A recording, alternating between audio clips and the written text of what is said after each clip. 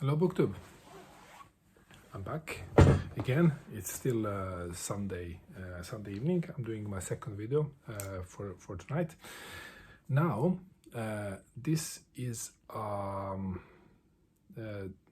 TBR announcement. I think it's called like that for Maybe Midrash. So Maybe Midrash is a readathon that is co-hosted between Jason at Old Blues Chapter and Verse, Steve Donahue and Felicia of Little Prairie Library. So the idea with this readathon is to, during month of May, read two books, one work of fiction and one work of non-fiction with a religious theme.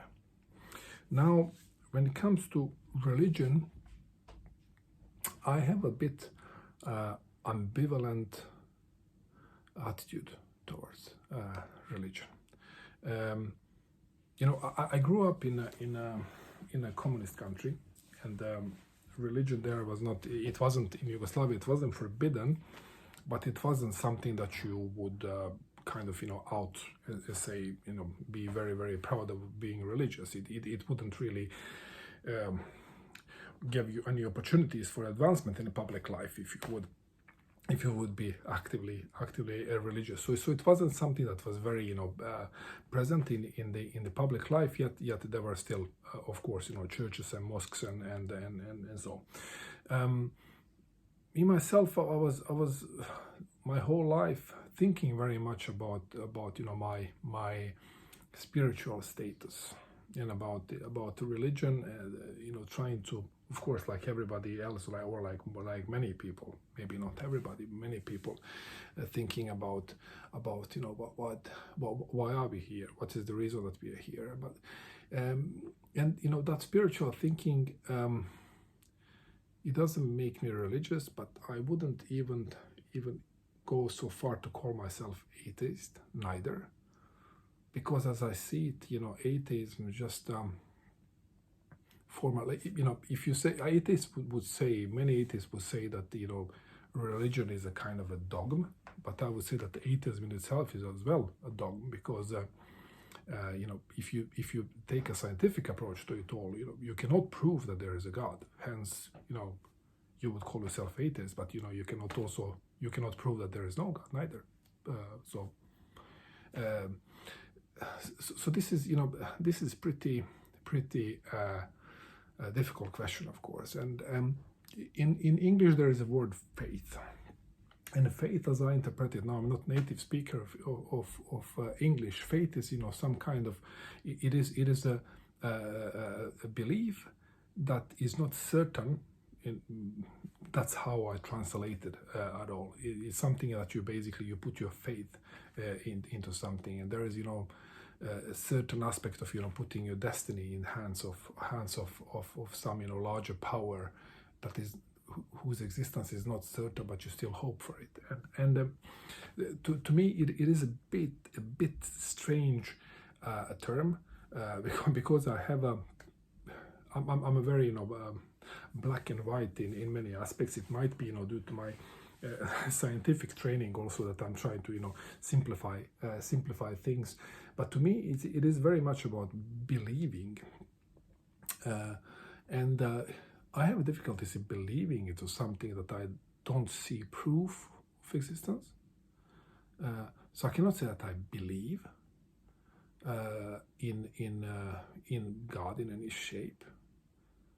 I do certainly hope that there is a guide or God or some kind of divine authority. So I would say that my spiritual, my religious attitude is I'm not atheist. I'm hoping. I'm full of hope. Yeah, and what I believe in that you should lead a life in a good way. You should treat everybody like you would yourself want to be treated. All of these, floskes, but they are, they are quite good principles to stay with. Now, because of that, because of my attitude towards religion that I'm describing now, I had difficulties to, in my library, find religious texts, religious books. It was very, very difficult. I didn't want to buy something special. I just wanted to browse through my library and find two works, one of fiction, one of non-fiction, that I would read as a part of this readathon. I found them at the end of the day. It was, it was difficult, but I found them. Now, with fiction is easier than non-fiction in my case. So what I will read here, the first work is a work of fiction, and this is it, the work of fiction. It is, it's in Swedish. It's the title is Sibyllan. It is written by Per Lagerkvist. He's a Swedish novelist. He's a winner of a Nobel Prize in Literature year 1951. 1951, he won a Nobel Prize in Literature. I saw as a part of maybe Midrash, some people will be reading one of his other novels, a novel called Barabbas. And Barabbas, it's about, the biblical figure of Barabbas, the guy that was acquitted when Jesus Christ was crucified. So that story is about what happened to Barabbas after crucifixion. Now this Sibyllan, the English translation of this book is the Sibyl. So there is English translation of this book by Per Lagerkvist. This is a book about Ahasuerus, and Ahasuerus is the wandering Jew, also biblical figure. It's a guy that didn't let Jesus Christ rest against his shop, during his Golgotha walk. So then he was condemned by God to live forever and wander around on earth.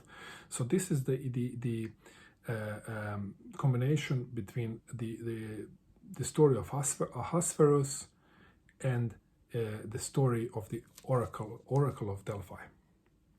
So I'm really excited about this one. I heard about this book quite a lot. I like Per Lagerkvist as a writer very much. I will probably make some other videos about maybe Barabbas, about some other novels like Mariamne, the wife of the king of Herodos. He wrote one novel about her. The novel called Dwarf is his biggest novel. Also, he wrote some poetry. His most well-known book is Evening Land. Very, very nice poems. So I will probably talk more about Per Lagerkvist, but for this readathon I have the Sibyl. So this is a fiction. The non-fiction work, this is the one I was struggling a lot with, and I couldn't really find anything in my library that would fit to this, but I found one book. I found this book.